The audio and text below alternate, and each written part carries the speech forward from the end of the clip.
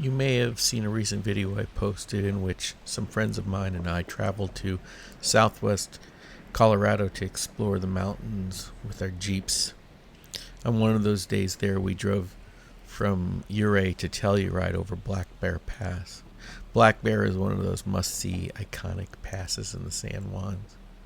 I wanted to make something to have as a memento of sorts of that day. So at the summit of the pass, there is a sign with the name of the pass and the current elevation that I wanted to recreate in miniature. So I drew up a facsimile of that sign and had it cut out of steel on a laser cutting machine. The real sign has a coating of rust on it that I wanted to mirror in my version.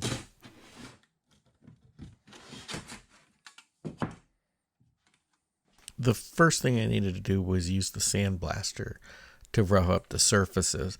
There are two pieces to the sign. There's the front stencil, you can see the words, and a background piece that has a light shade of paint on it. By giving the steel a rougher surface, I think it would give it a more interesting texture once it's been chemically rusted.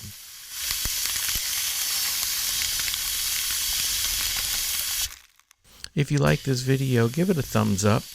And if you're not a subscriber to the channel, click that subscribe button and don't forget the bell icon so you can be notified when I post a new video.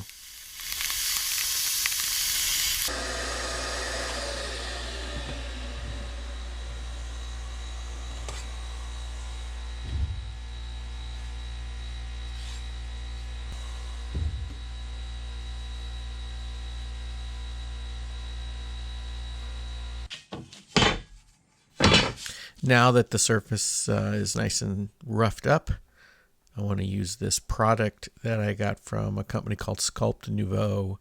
It's a rusting system. They have different kinds of products for different materials. Start with the degreaser. Just want to make sure that there's nothing left on the surface that could interfere at all with the next step and how it will appear.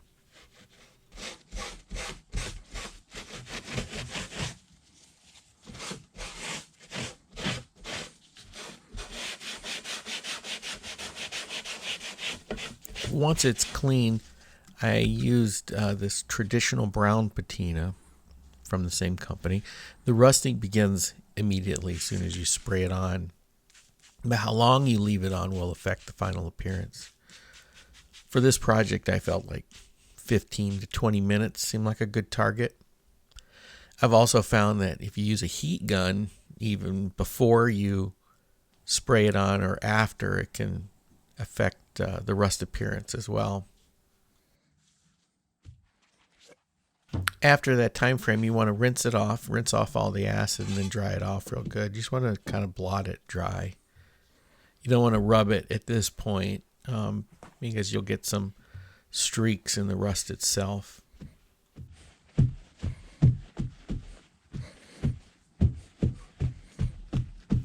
I wasn't completely happy with the first result, so I tried to take it to another level. I went ahead and resprayed the rusting on just on the front piece, and here is where I used the heat gun. I wanted to get more of a brownish orange in there, and I find that when I use heat on different types of steel, I certainly get a better result, and that was the case here as well. For the background piece, I wanted the rust to show through, but it's lighter. If you look at the real sign, it's got a tannish color to it. So I just used this beige brown Rust-Oleum and just sprayed very light coat on it. I didn't want it too thick, just enough to offset the letters from the front of the stencil, but still be able to see some of that rust coming through.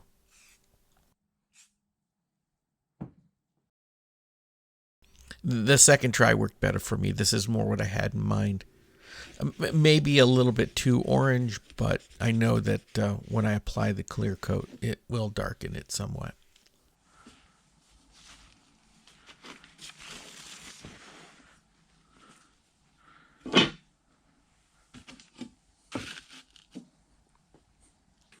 Now the last step in the system here is to put a protective coating on the rust. Here I'm using a satin clear coat. I only need a couple of coats, but you'll see here as soon as I spray it on how it darkens down that orange, and it's not so orange.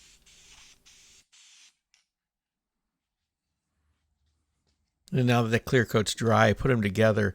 You can see how that background gives a good offset to that rusted front stencil, so you can see all of the letters clearly.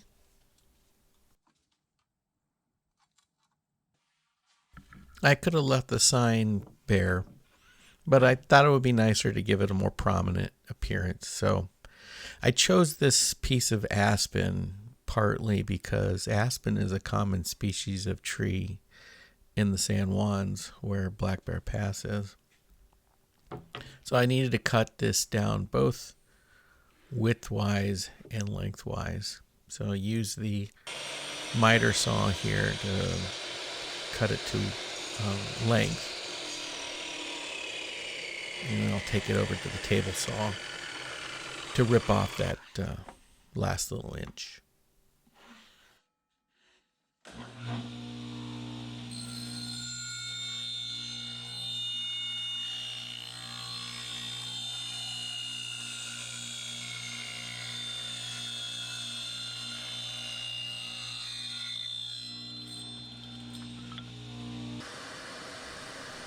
And then to dress it up just a little bit more, I used an OG bit in my router on all of the edges.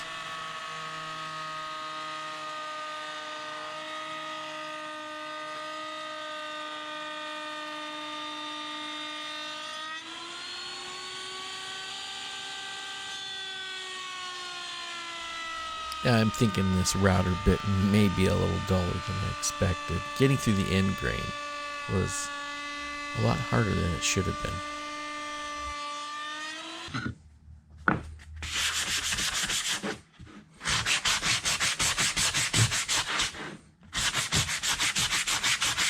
been. The router did an okay job, but on the end grain, it really tore up the edges of this aspen. I'm not sure if it's just the way this wood is or if it was the bit. So I had to spend a little extra time cleaning up some of these little bits of wood grain.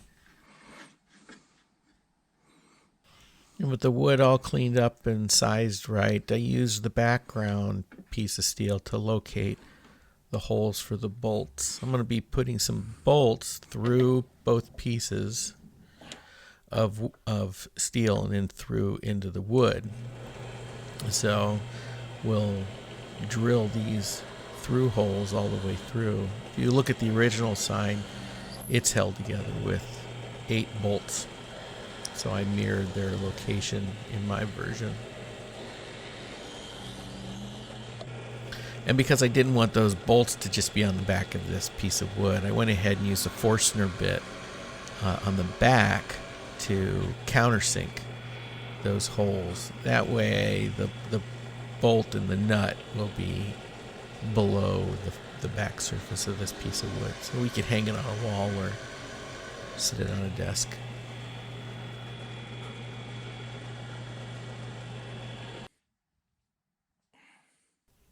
Now that all the fabrication is complete, the only thing left to do is to put it all together. I bought these 3mm bolts from McMaster-Carr. I like the size proportion of them compared to the rest of the sign, but they were pretty short, which is why I needed that countersink. They're very small, and I couldn't get them as long as I would have liked, which made the need to have that countersink even deeper than I wanted, but I got it as deep as I could. But that also made it a challenge to put the washer and the nut on the back of it.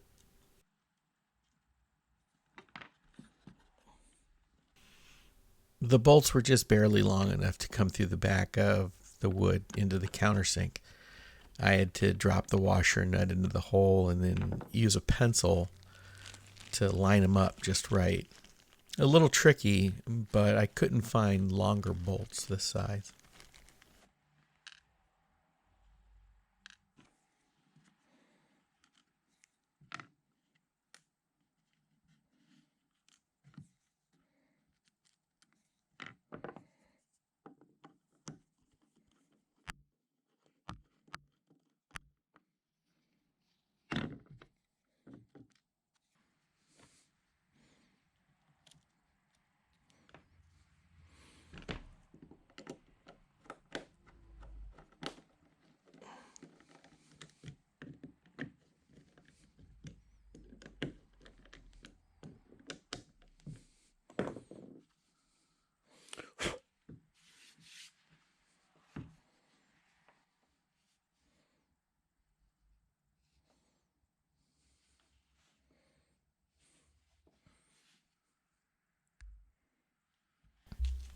And that's it. There you have it. I really couldn't be happier with how this turned out. I think the proportions of the small little bolts are perfect with it. The rusting came out just right. You can read it nice and clear. And I'm going to use those countersink holes as a way of mounting it on my office wall. It's going to look great there.